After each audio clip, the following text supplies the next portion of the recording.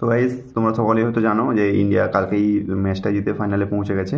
কিন্তু আমাদের fielding strategy বা ফিল্ডিংয়ের কোয়ালিটি অত্যন্ত জঘন্য হয়েছে। We can't explain this and we can't expect this kind of fielding from our team. We are team India, okay? We are not Afghanistan or Pakistan or Bangladesh.